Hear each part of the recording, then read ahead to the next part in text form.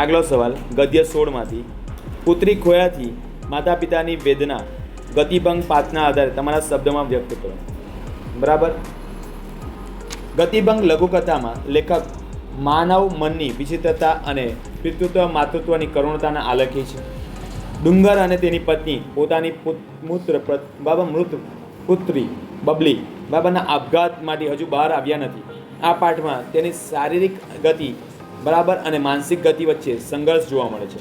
તો જોઈએ જૂની સ્મૃતિ જાગૃત. એટલે કે રાજપુર રેલવે સ્ટેશન રાજપુર સ્ટેશનને ગાડી પકડવા માટે ડુંગર અને તેમની પત્ની ઉતાવળે જઈ રહ્યા હતા. રસ્તામાં ચાલતા ચાલતા અચાનક ડુંગરની પત્ની ગતિ થંભી જાય છે અને તે ધૂળમાં નાનકડી બાળકીના પગલાંની છાપ દેખાય છે.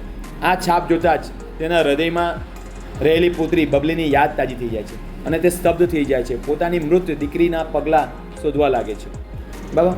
આ પાઠમાં માતાની વેદના યાદ આવે છે. એટલે માતાનું હૃદય પુત્રીના વિરહમાં કેટલું વ્યાકુળ છે.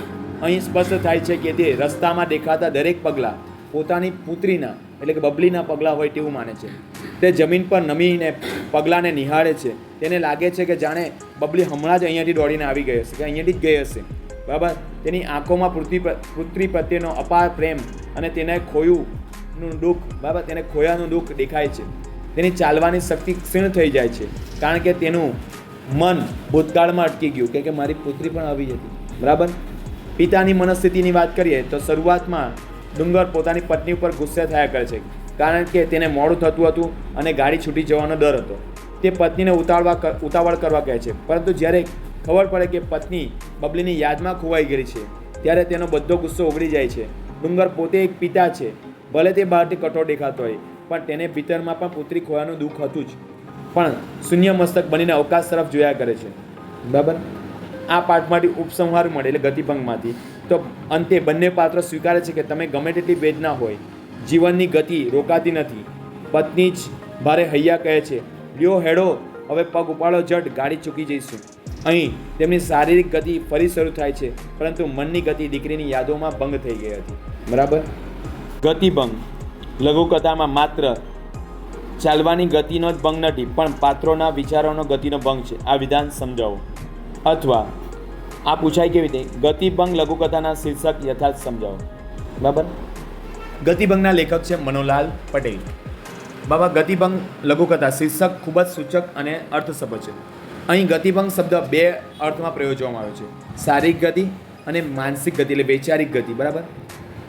મુખ્ય મુદ્દા એ છે કે પાત્રો બાબરની ઉતાવળ એટલે કે બાહ્ય ગતિ.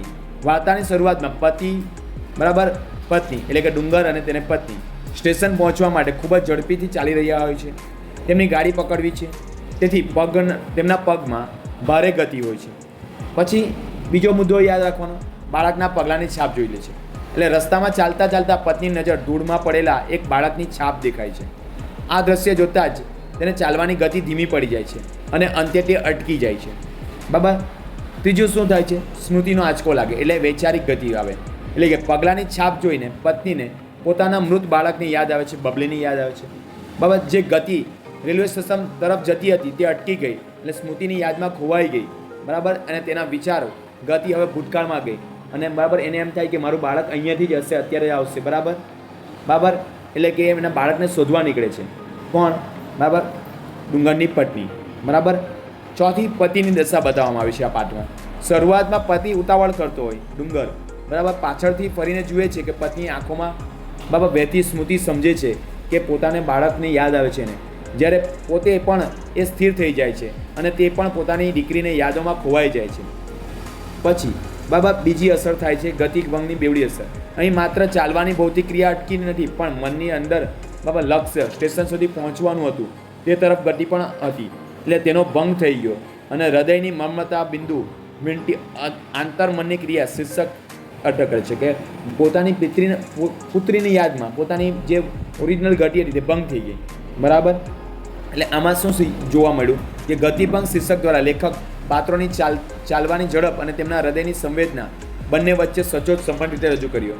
વાર્તાના અંતે ચોટ લાગે છે કે શીર્ષક યથાર્થ સંપૂર્ણ રીતે સિદ્ધ કરે છે. બરાબર.